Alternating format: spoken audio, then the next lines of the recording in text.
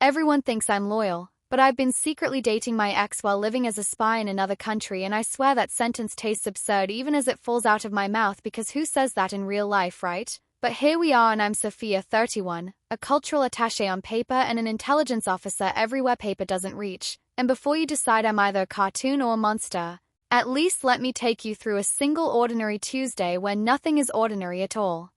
I start my day with the same lie I wear, like mascara, a neutral smile, a tailored dress the color of restraint, and a diplomatic badge that gets me past guards who have learned to nod at me with mild boredom. The embassy building looks like a wedding cake designed by people who never ate cake, all tears and glass and security cameras pretending to be art. I say good morning to the Marine at the gate. I show my bag to the scanner. I breathe the air-conditioned air that smells faintly of secrecy and citrus cleaner. Someone in the lobby waves. Someone else whispers about a reception next week. This is the choreography. I'm good at choreography. On my desk, a mug that says Meeting Survivor, a stack of reports with names that sound like crossword puzzles, and tucked inside the top folder like a dare, a Polaroid of me and Marco taken years ago in a diner where the ceiling fans looked tired. The Polaroid is my private talisman. I should have burned it. I keep it hidden under a clear plastic blotter, the way you hide a tattoo under sheer fabric and convince yourself nobody can see.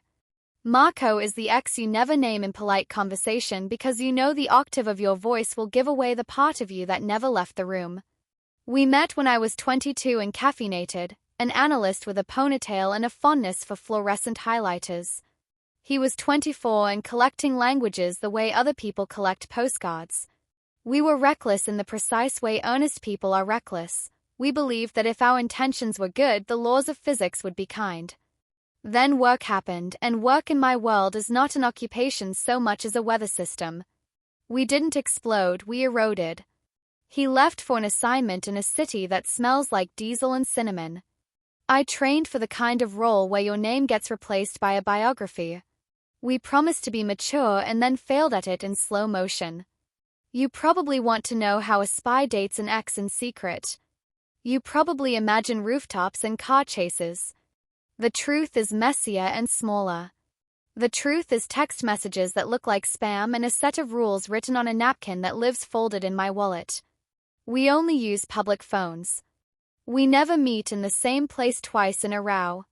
We treat our affection like contraband, which is what it is.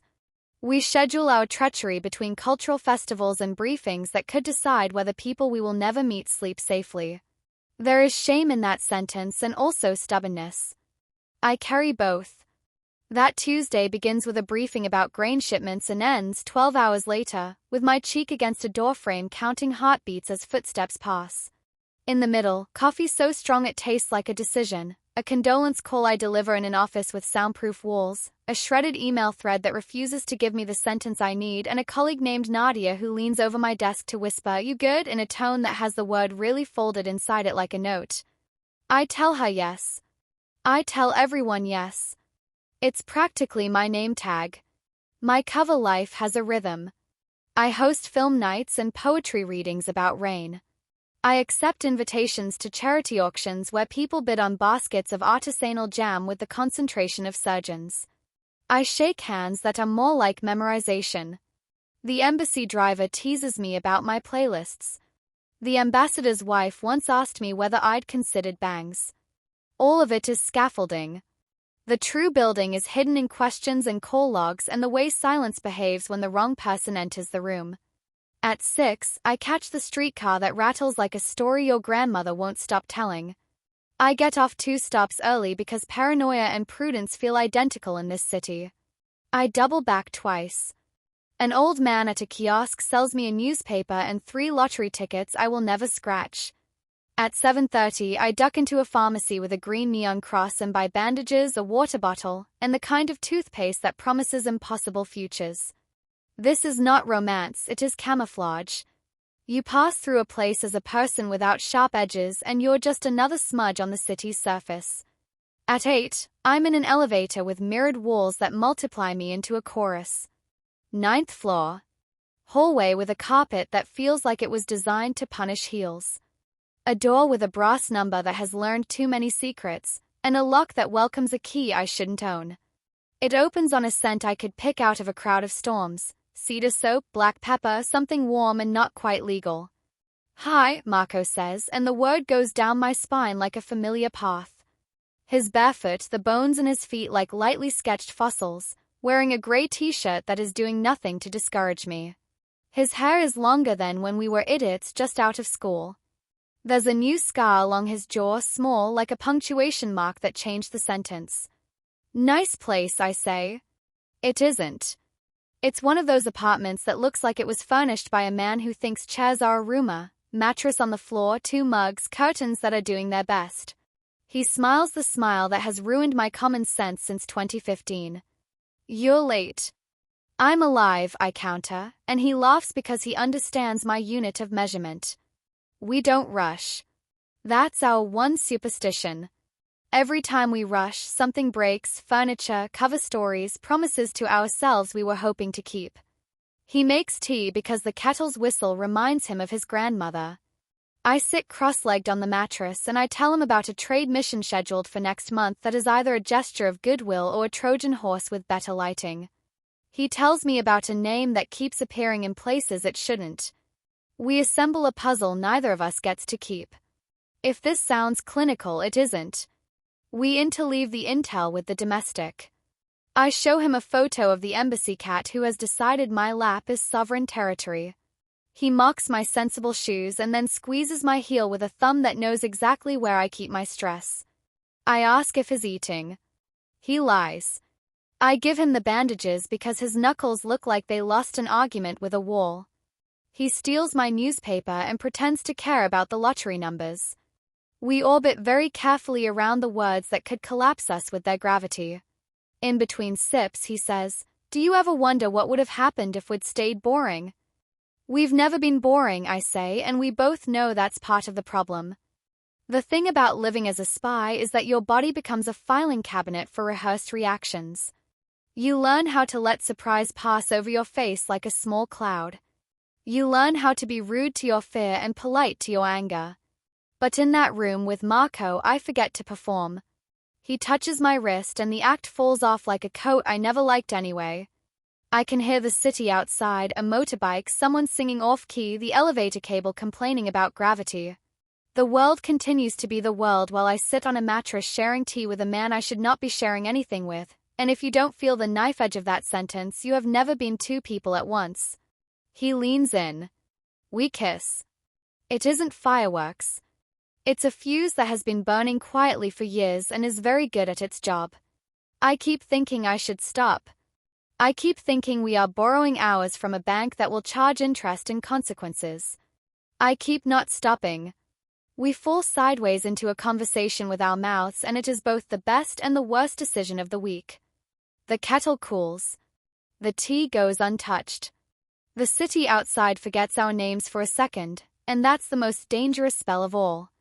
After, we lie there with our ankles tangled like conspirators and trade information in low voices. He tells me a rumor that confirms a suspicion that ruins a plan. I tell him a detail that makes him swear in 3 languages and then kiss the place where my collarbone starts as if the apology could sink in through skin. We build a map on the ceiling with our fingers. If someone had seen us, they would have called it romance. It is. It's also treason.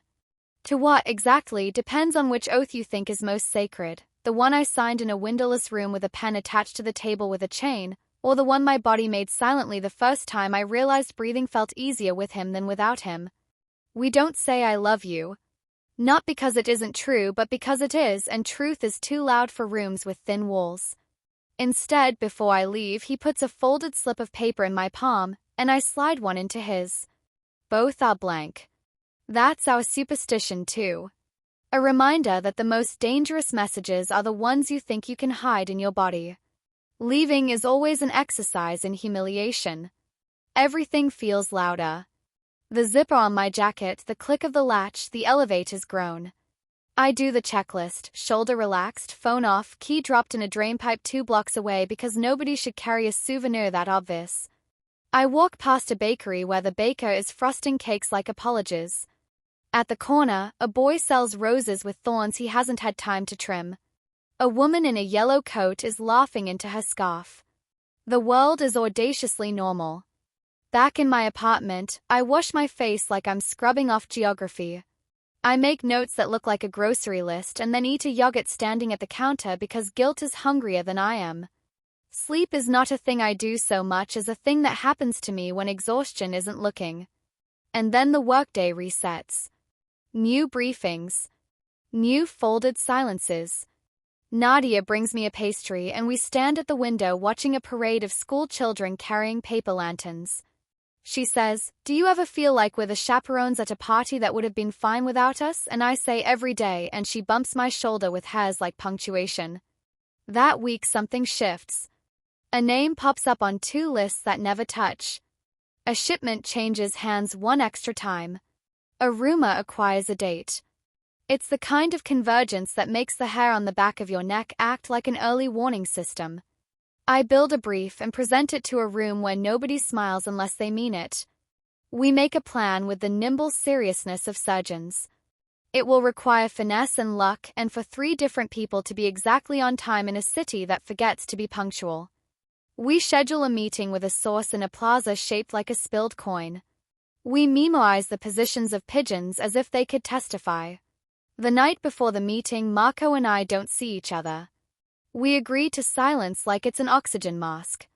He texts me 1 emoji in anchor and I respond with a window. Our tiny code. Stay. Breathe. Look out. Look in. The meeting goes almost well. Which is to say, it goes badly in a way we can survive. The source arrives late and leaves early and tells us exactly enough to rearrange the chessboard without flipping it. We learn that the thing we thought was the thing is merely the curtain for the thing behind it. There's a moment where I think I see the same man twice. There's a moment where I become air. When it's over, my supervisor squeezes my shoulder in a gesture so paternal I almost forget I'm the kind of person who keeps a Polaroid under her blotter. On the way back, the driver plays a pop song that has the word forever in the chorus and I have to bite the inside of my cheek hard enough to taste iron. That night I go home and sit on the bath mat and edit my guilt into a paragraph that won't get anyone killed. I text Marco nothing. He texts me nothing. We are very obedient in our disobedience. You want the twist, don't you? The betrayal or the car chase or the inevitable scene where everything breaks in public. Fine. Here, a week later, I find a photo under my door. It's me and Marco on a street I don't even remember walking down together. The image is framed so artfully I have to admire the photographer's eye before I start to shake. On the back, a single word printed in block letters that could belong to anyone, careful. My first thought isn't oh no. It's finally. That's grotesque, but it's also honest. Secrets create their own gravity wells. Sooner or later something falls into them. I bring the photo to the office in a folder labeled event permits because humor is the last luxury. I put it on the table in a windowless room with a pen attached to the desk with a chain. I tell the whole truth to 2 people whose job is to carry it without flinching. Their faces do not move. One of them says, "Do you assess that the operational compromise is contained?" And I want to laugh and cry and applaud all at once because the sentence is both ridiculous and exactly the question. We move fast after that. The plan becomes smaller and safer and more expensive. I move apartments 2 days later on a Tuesday that pretends to be Thursday. My new place smells like paint and hope. Nadia helps me lug boxes up 3 flights and pretends not to notice that I keep pausing to count my breaths. I sleep on a mattress borrowed from a storage room and dream of windows. When I finally see Marco again, it's across a street as wide as an accusation. We don't wave. We don't nod. The kind of not looking that could win awards. Later, in a safe room that has never seen anything resembling romance, we talk like colleagues whose last names matter more than their firsts. He says, "We're done," and I say, "We are," and we say it gently because we both know we aren't only talking about each other, we're talking about a version of ourselves that can't survive the oxygen of honesty. I don't get punished by my service if that's the justice you're hungry for. I get paperwork and restrictions and a new supervisor who says things like "let's rebuild trust" and means it. I don't get punished by the universe either if your sense of narrative demands a car crash or an arrest. I get something harder, a long, careful life where every time I make tea at night I have to decide which part of me gets the first sip. If you want to hate me, you can. If you want to excuse me, please don't. I knew what I was doing. I knew the stakes. I knew that loyalty is not a mood, it's a muscle, and I let mine atrophy because it felt good to remember being 22 and incontestably alive. I also know that love does not erase the calculus of harm. The ledger is the ledger. I'm writing in it with the kind of pen that doesn't smudge. What I choose now is smaller and somehow more dangerous, telling the truth in real time to the people who have to carry it with me. I tell Nadia when I'm not okay and she says, "Then sit," and puts a granola bar in my hand like we're 12 at recess. I tell my supervisor when a decision tastes like ash and we dress it in better language but we don't pretend it's cake. I tell myself at 2 a.m. standing at the window of an apartment that smells like paint and hope, that I can want something and not chase it, that I can grieve a life I didn't live without making another appointment with disaster to prove I'm capable of feeling. I still have the Polaroid. It lives in a folder labeled personal taxes because even I respect certain taboos. Some nights I take it out and it looks less like a confession and more like archaeology, proof of a species that once believed itself immortal. I miss him in the particular way you miss weather after you move climates. But the air here is finally something I can breathe without paying interest on every inhale. Everyone thinks I'm loyal. I'm working on becoming someone who doesn't need everyone to think anything. I'm learning the odd quiet courage of staying put in a chair while the meeting runs long and the coffee goes cold and the word careful becomes not a threat slipped under a door but a practice carried in the mouth like a prayer. I think that's what adulthood is in my line of work or any, swapping grand gestures for small accurate ones you can live with tomorrow. So yes, I've been a spy in another country dating my ex like a fool with a passport. I've also been a neighbor who waters plants when people travel, a woman who cries at parades for reasons she cannot entirely articulate, a friend who remembers birthdays without Facebook, an officer who knows exactly where the load-bearing walls in a conversation are. If you need me to be one thing, I can't help you. If you can stand to hold the whole unruly inventory at once, pull up a chair. I've got tea that's probably too strong and a story that doesn't end with fireworks but with a door that stays locked because sometimes the bravest thing you can do is leave a key where it is and walk on.